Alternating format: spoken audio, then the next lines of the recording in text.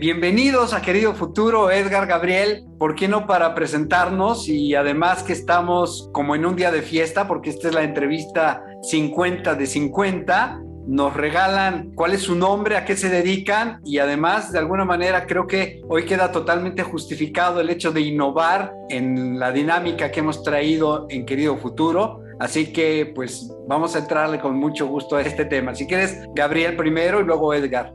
Hola, mucho gusto. Gracias, Arturo, por la invitación. Yo soy violinista de origen, hice mi licenciatura y maestría en violín performance y un doctorado en filosofía de la educación musical. Actualmente soy director de la Escuela de Bellas Artes de la Universidad Panamericana. Soy Gabriel Pliego. Mi nombre es Edgar Barroso, yo soy compositor, estudié la carrera de compositor en la Universidad de Guanajuato con Héctor Quintanar y José Luis Castillo. De ahí me fui a hacer una maestría en artes digitales a Barcelona, a la Pompeu Fabra, y hice el doctorado en la Universidad de Harvard en composición musical y tecnología con Hans Tuchku y Haya Chernovin. Y ahora mismo soy el director del Laboratorio de Emprendimiento y Transformación de la Escuela de Gobierno y Transformación Pública del TEC de Monterrey, y además soy fundador de una empresa que se llama Antena Labs, Research and Development. Estamos en medio de artistas, de educadores, y ambas cosas son temas críticos para un futuro, sobre todo si queremos un futuro humano y de bien común. ¿Cuál es la pregunta que le quieren plantear al señor Futuro? Si la creatividad, que es una cuestión fundamental en los tiempos actuales, si es posible enseñarla o no. ¿Se puede aprender a ser creativo o es algo que ya tenemos de manera innata, desde nacimiento? Eso es lo que me quiero plantear porque es fundamental para poder transformar y educar a los jóvenes que tendrán que transformar el futuro. ¿Cuál es el tipo de respuesta que crees que debemos de conformar para el futuro en términos de la creatividad como algo que pueda ser o no enseñable? Es responsabilidad de todos los educadores tener las herramientas y las metodologías para que los alumnos puedan crecer en ámbitos de creatividad. O sea, sí es enseñable y se tiene que enseñar. Edgar, ¿a ti por dónde te viene la curiosidad con respecto al futuro? ¿Qué le preguntarías? A mí me gustaría preguntarle cómo podríamos establecer una narrativa para que en general los humanos, la humanidad, aprenda a colaborar más, que podamos encontrar una forma o varias formas diversas, sistemas complejos, en donde la evolución y el tiempo esté a favor de la humanidad, no en contra.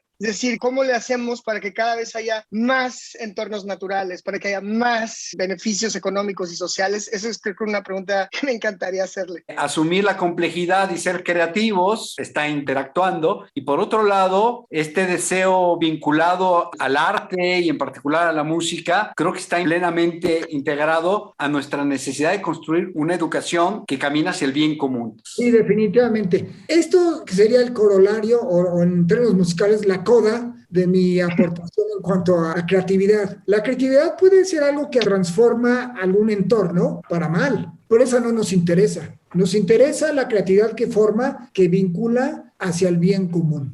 Y en eso yo hago acopio de unas ideas de Howard Gardner, de las mentes del futuro. Me voy a las del final. Él propone que, entre otras mentes, tenemos que desarrollar la mente respetuosa, aprender a convivir en la diversidad de propuestas, ideologías, religiones, pensamientos, etc. No es solo ver a los ojos del otro, sino pararse en los zapatos del otro y ver en la misma dirección. Porque entonces así entenderemos qué requiere, qué necesita el otro. Y para eso se necesita una mente creativa, claro que sí. De otras cosas, ser creativo implica salirte de tu zona de conformidad, de tu zona de comodidad y ver las necesidades del otro. Y eso no es fácil. Y un paso todavía más allá es la mente ética, que quiere decir dos cosas. Uno, trabajar bien, responsablemente, desde los detalles de empezar a trabajar puntualmente y acabar las cosas con calidad y honestidad y demás.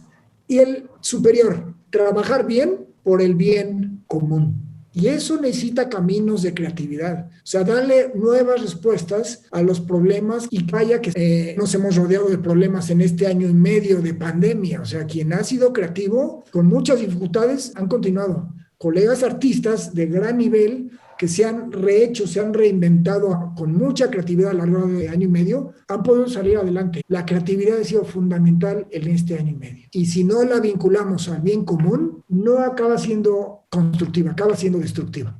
Este entorno en el que nos encontramos hoy es, por definición, complejo, ha mostrado todas nuestras vulnerabilidades. Pero ¿cómo debemos entender qué es la complejidad y cómo acometer la tarea de aprovecharla, no solo de no sufrirla? La complejidad nunca la vamos a entender en su totalidad. Ese es un principio de complejidad, que cuando los fenómenos son tan complejos, siempre hay espacio para interpretación o para hacer teorías. Por ejemplo, los físicos que estudian el universo, pues tienen teorías de cómo funciona el universo, pero todavía no podemos tener certeza de que así funciona exactamente, porque es un sistema hipercomplejo. Y lo mismo pasa con los fenómenos sociales. Lo que sí hemos estudiado mucho en teoría de sistemas adaptativos complejos es que una vez que aceptas que el sistema es suficientemente complejo para no tener un entendimiento perfecto y absoluto del mismo, entonces entran en juego otro tipo de técnicas.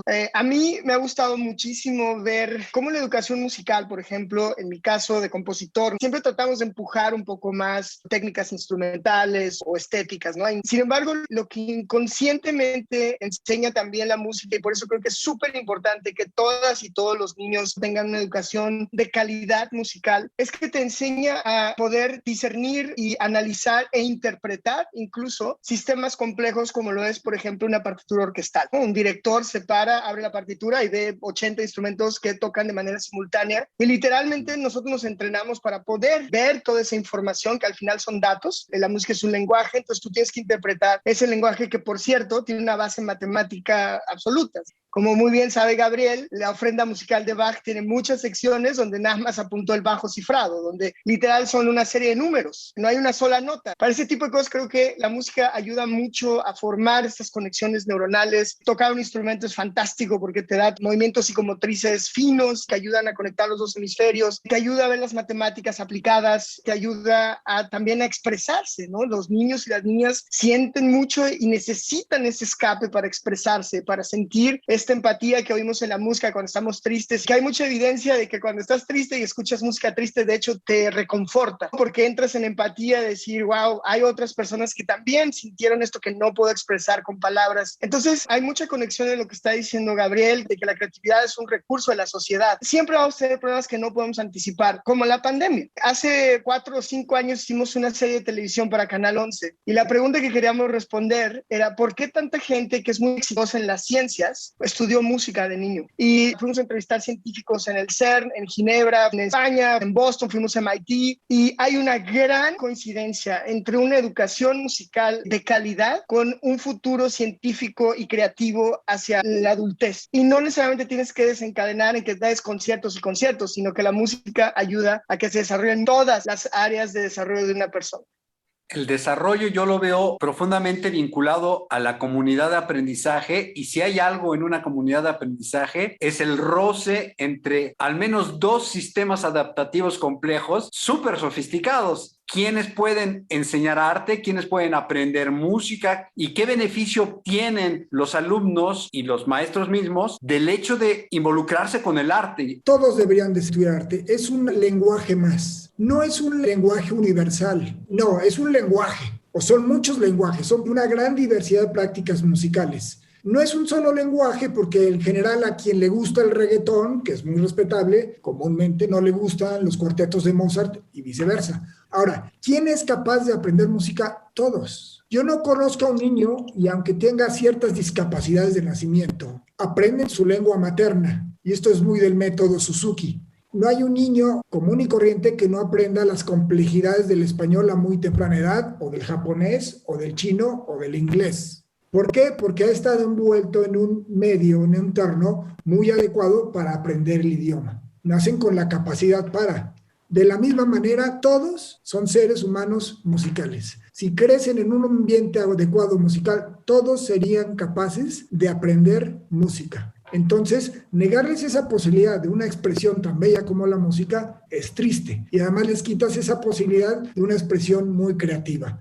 Ahora bien, desde el otro lado, ¿quién debe ser el que enseña? Ahí sí, pues como en todo ámbito, el especialista es lo ideal. Desafortunadamente, el sistema de seguimiento de la educación musical es muy pobre. No pedimos una certificación para el que educa en una primaria. Ya se pide una certificación para el que enseña español o matemáticas, pero no para el que enseña música, como muchos otros países le van a pedir ciertas credenciales. Aquí en México, no. Ese paso es urgente hacerlo en México, que los profesores de música estén capacitados para enseñar música. Ser músico no es suficiente para enseñar música. A ver, Messi y yo nacimos sabiendo lo mismo de fútbol.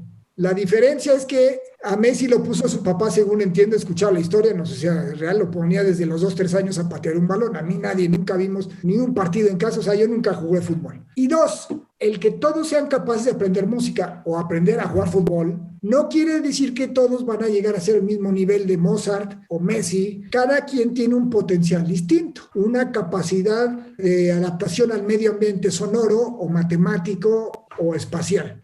Cada quien tiene una adaptación o una capacidad distinta. Pero la posibilidad de crecimiento definitivamente es para todos. Todos podemos crecer en un ambiente adecuado. Si Mozart hubiera nacido en Alaska, no sabríamos de Mozart. Pero nació en la segunda mitad del siglo XVIII, en una ciudad, Salzburgo, donde todo el mundo hacía música a todas horas y tenía un papá que era excelente músico y además gran profesor. Tenía un manual de educación musical. Y además tenía una gran capacidad potencial de adaptación al medio sonoro. Entonces llegó a ser Wolfgang Amadeus Mozart. Pero todos, con una buena educación, pueden llegar a niveles sorprendentes de aprendizaje musical. Me hiciste recordar, creo que en Tierra de Hombres, Saint-Exupéry escribe un capítulo dedicado a Mozart asesinado, que habla de cuando él sube a un tranvía y se encuentra una familia pobre en donde dice, este niño está tan enfermo que va a morir. Y de algún modo es cualquiera, ¿no? O sea, cualquiera que perdemos tiene un potencial inmenso. No sabemos cuántos genios hemos perdido, por ejemplo, en la pandemia. Voy a poner un ejemplo muy triste y real. Mucha gente de las señoras que vienen a la Ciudad de México a trabajar en la limpieza de una casa y que viven en una azotea o en un cuarto de servicio arriba con un niño pequeño recién nacido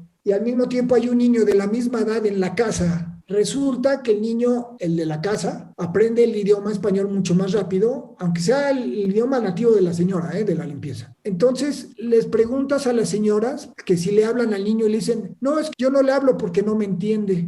El niño de la señora de la limpieza no es menos inteligente que el niño de la casa de abajo. Simplemente no le han dado el medio y el ambiente adecuado. Es triste.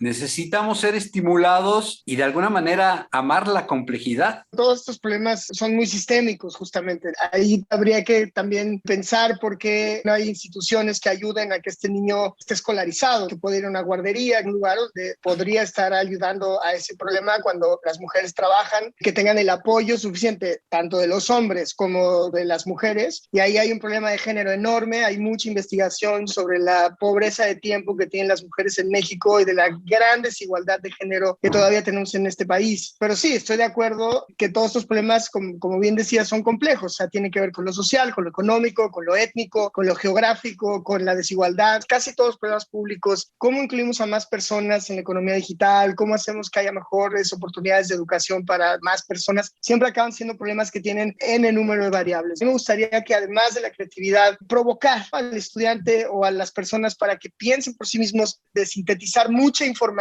para que puedas entenderla con datos muy simples, que es el principio de, por ejemplo, Big Data en ciencia de datos. El chiste no es tener muchos datos, el chiste es poder sintetizar esos millones de datos en algo que sea útil. ¿De qué sirve tener tantos datos si no puedes hacer sentido de ellos? Entonces, yo creo que otro tema que deberíamos empezar a pensar es cómo poder enseñar sistemas complejos, adaptativos, idealmente, a los niños y las niñas, que empiecen a ver que el mundo está completamente interrelacionado y que también el conocimiento está interrelacionado. Yo creo que venimos de una industrialización de la educación donde te enseñan, mira, esto es español y luego cambio de maestro y matemáticas y cambio de maestra y historia y cambio de maestra, cuando en realidad podrías hacer relaciones muy interesantes entre las matemáticas, la música, la historia. Y tengo un ejemplo muy fresco de hace unos días donde unas maestras que fui a capacitar me decían, es que mis alumnos solo se interesan en animales cuando están chiquitos, ¿no? Le digo, bueno, vamos a desmenuzar la complejidad de un animal. Entonces ya decías, pues, ¿qué es un animal? No, pues puede ser un mamífero, puede ser omnívoro, dónde vive. O sea, imagínate todo lo que puedes enseñar a través del interés natural que tienen las niñas y los niños por los animales. Pero a partir de ahí puedes enseñar matemáticas, geografía, historia, nutrición, biología, un montón de cosas con temas que les interesan naturalmente a los niños y a las niñas. Creo que tendríamos que tener una apertura más sistémica del conocimiento y no como se enseña en la mayoría de las escuelas por silos, ¿no? Me hiciste recordar esta escuela de Lumière en Brasil, en donde los ponen a estudiar, por ejemplo, la materia de la bicicleta. Y claro,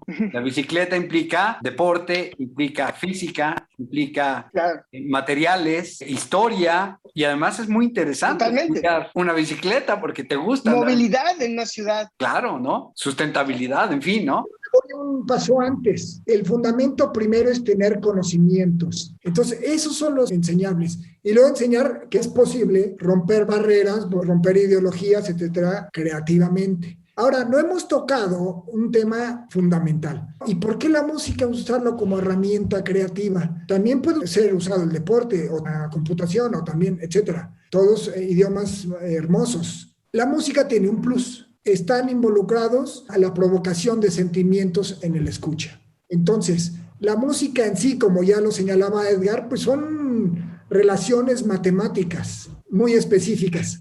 Pero esas relaciones, esos tempos, esas dinámicas, esos colores, esas tonalidades, hacen nacer en el escucha ciertos sentimientos y expresiones específicas. Y eso lo hace como una herramienta creativa muy poderosa. Eso es algo muy interesante y por eso es tan atractiva para todos.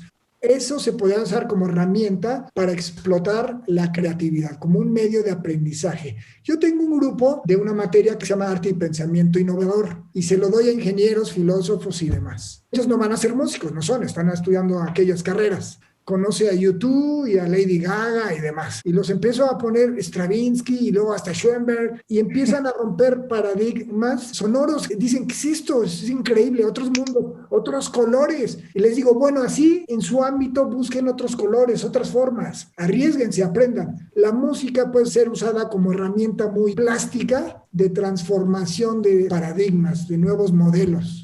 El futuro de por sí, como se nos está presentando hoy, exige de nosotros esta flexibilidad. No solo usar lenguajes plásticos, sino nosotros ser sujetos plásticos. Lo que te puedo decir es que yo creo que tenemos que repensar mucho el uso del tiempo. El tiempo es una variable que, por ejemplo, en música es una de las pocas disciplinas que te entrenan en sentir el tiempo, en medir el tiempo. Y otra cosa que te enseñan en la música que no enseñan en ninguna otra disciplina es el entrenamiento auditivo. O sea, te enseñan literalmente a escuchar y escuchar profundamente, de intervalos, a detectar timbres, colores, frecuencias. Lo que te quiero decir es que creo que tenemos que repensar qué significa el tiempo que tenemos en el caso de las universidades, en el caso de las escuelas, qué significa tener 6 horas de nuestro tiempo, 5 días a la semana a estos estudiantes. Si yo te doy los resultados que hay hoy en día en secundaria de personas que terminan la secundaria, dices, ¿qué hicieron 3 años? ¿Qué pasó ahí? Porque ¿dónde está todo lo que hubieran podido crear, hacer, aprender? 3 años es un mundo de tiempo, especialmente cuando eres joven. Creo que tenemos que replantear cuál es el resultado que queremos con base en el tiempo que tenemos. Y por otro lado, romper los esquemas que vienen de una cultura industrial en la que había que educar en masa a todo mundo. Pero ahora con las tecnologías creo que también podemos empezar a tener mucha más granularidad para poder llegar a cada persona y poderle proveer de servicios educativos, servicios públicos, servicios sociales de manera mucho más precisa. Creo que también deberíamos de incluir una educación tecnológica y al mismo tiempo con enfoque en los valores. Por ejemplo, ahora yo doy una clase que se llama Ética Computacional, donde hablamos de todos los dilemas que nos está trayendo estas nuevas tecnologías, que también es un tema que seguramente Gabriel está muy interesado porque es nuevo, ¿no? Hay muchos dilemas que sí son nuevos, pero que también regresan a los valores que son el fundamento de las sociedades. Pensar en la educación como ¿qué harías en 6 horas? Y enfocarnos en tratar de que las personas sean capaces de demostrar justo su potencial, de qué es capaz, más allá de que si pasa una materia con 8 o con 7.5, cuál es el potencial del estudiante, cuál es el potencial de su entorno y cómo enriquecer esos entornos a través de la tecnología. Porque si lo vamos a hacer de la manera tradicional, no nos va a alcanzar ni el tiempo ni el dinero. No es ideal. Pero es lo que hay, como dicen los españoles. Gabriel. La forma más fuerte de transformación social y darle una mejor respuesta al futuro es la educación. Mientras que los gobiernos no comprendan que la educación es lo que transformará a los países, seguiremos no solo no mejorando, sino que seguiremos en retroceso. El reto político es que la educación no se cobra en periodos de 4, 5, 6 años. Los chinos y otros países que dentro de 24, 30 años van a ganar medallas, ahorita los están empezando a educar en su deporte. Mientras que no pensemos en el futuro será limitado. Hemos dedicado 50 entrevistas a hablar de multitud de temas. A mí me reitera la importancia del presente para construir un futuro deseable. Me confirma también la esencialidad de nuestro pasado para ser lo que somos. Y me parece muy interesante las provocaciones que ustedes han dejado hoy en la mesa, particularmente pensando en cómo la música efectivamente nos ayuda a escuchar y entonces a prestar atención, que es el acto fundamental por el cual estar conectados con el presente. Muchísimas gracias por ayudarme a cerrar con broche de oro este ejercicio, este experimento. Muy entusiasmados, muy esperanzados de un futuro mejor.